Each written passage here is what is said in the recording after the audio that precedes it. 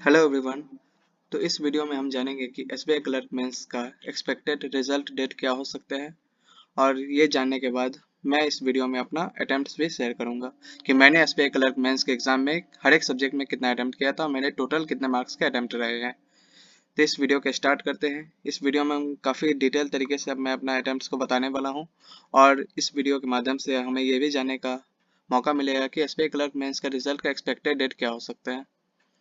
जैसा कि हम लोग जानते हैं कुछ ही दिनों में एसबीआई क्लर्क मेंस का रिजल्ट आ सकता है, तो उसके एक्सपेक्टेड डेट के बारे में हम जानने वाले हैं। तो चलिए स्टार्ट करते हैं।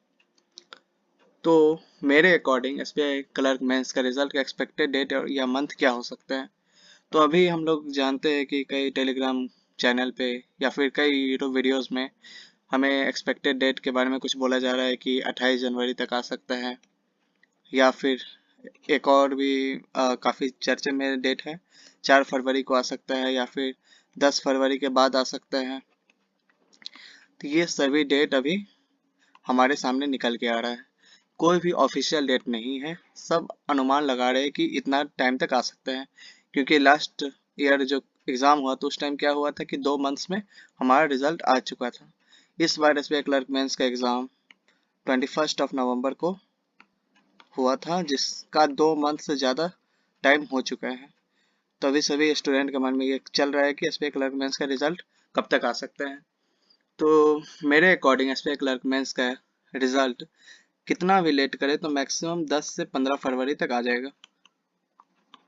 मैक्सिमम 10 से 15 फरवरी तक आ सकते हैं। ये मेरे अकॉर्डिंग एक्सपेक्टेड डेट है। एक्सपेक्टेड है कि 10 से 15 फरवरी मैक्स टू मैक्स यहाँ तक रिजल्ट आ जाना चाहिए। इससे पहले भी आ सकता, हो सकता है कल एग्जाम का रिजल्ट निकाल दे या फिर 2-3 दिन में निकाल दे, लेकिन मैक्सिमम 15 फरवरी तक आ ही जाएगा रिजल्ट। उससे ज़्यादा लेट नहीं करेगा। हो सकता है इस पे क्लर्क अलॉटमेंट में थोड़ा 1-2 महीना लेट कर दे, लेकिन रिजल्ट मैक्स टू मैक्स 15 फरवरी तक आ जाएगा। तो हम सभी स्टूडेंट्स को इस रिजल्ट का टेंशन लिए बगैर आगे जो एग्ज़ाम है उसका प्रिपरेशन करना है। या फिर किसी का ये 2025 का ईयर काफ़ी बेकार हो चुका है, जिसमें ज़्यादा एग्ज़ाम्स नहीं निकल पाया, तो वो 2026 का प्रिपरेशन करेंगे बिना टाइम गवाए कि एसबीआई क्लर्क मेंस का रिजल्ट कब आएगा। हालांकि मेरा भी बैंक ऑफ बड़ौदा में पीओ में सिलेक्शन हो चुका है इस साल ही, लेकिन मैंने इस एग्ज़ाम का अटेम्प्ट किया था, तो मेरे मन में भी थोड़ा उत्सुकता रहता है, एक्साइटमेंट रहता है रिजल्ट जानने का। और ये रहना भी चाहिए, क्योंकि जिस भी स्टूडेंट ने ये एग्ज़ाम का अटेम्प्ट किया वो सभी के मन में ये रहता ही है कि रिज़ल्ट कब आएगा। तो मान के चलिए मैक्स टू मैक्स 10 से 15 फरवरी तक रिज़ल्ट हम लोगों के सामने रहेगा।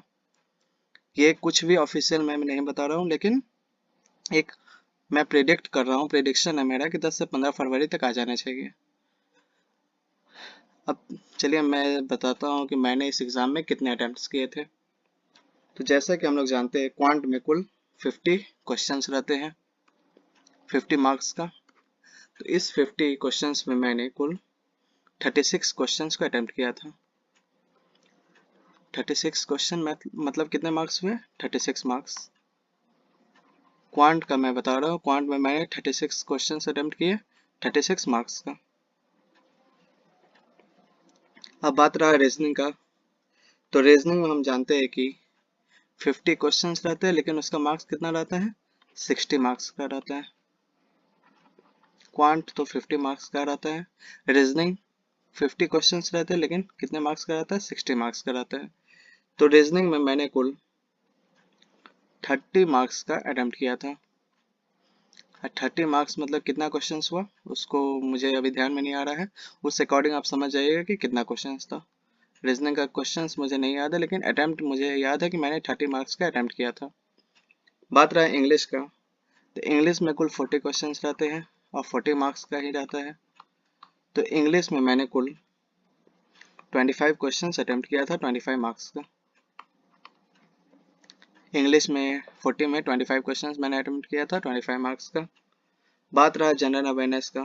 तो ये भी हमारा 40 मार्क्स का रहता है। 40 क्वेश्चंस रहता है, 40 मार्क्स का, जिसमें से मैंने कुल सॉरी ये 50 क्वेश्चंस रहता है।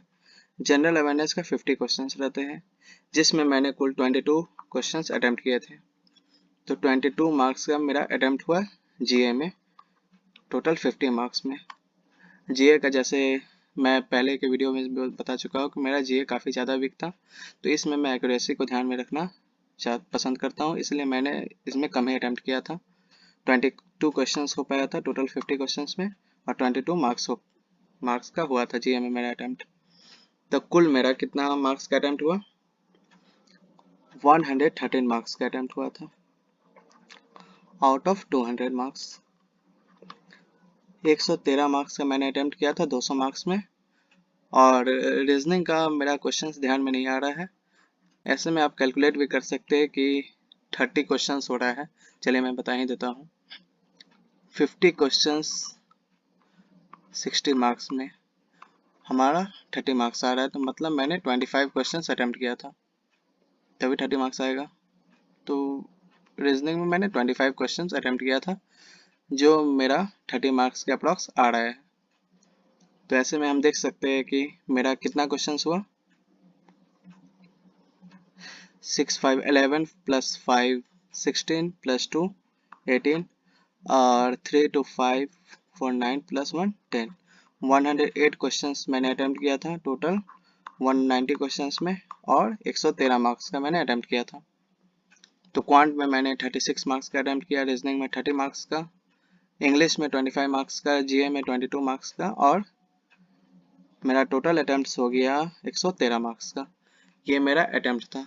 बात करें कितना एक्सपेक्टेड मार्क्स है, तो अभी मैं एक्सपेक्टेड मार्क्स के तौर पे यही बताऊंगा कि क्वांट और रीजनिंग का तो मेरे एक्यूरेसी मेंटेन रखना चाहता हूँ, फिर भी मान ले रीजनिंग में और क्वांट में कुछ गलती हो गया हो, तो मेरा क्वांट में 30 मार्क्स आ सकते हैं। रीजनिंग का बात करें तो रीजनिंग में मैं 25 लेके चलूँगा। इंग्लिश का मेरा 80 to 85% एक्यूरेसी रहता है, तो मैं इसे 15 ही लेके चलता हूँ, 15 मार्क्स इंग्लिश में।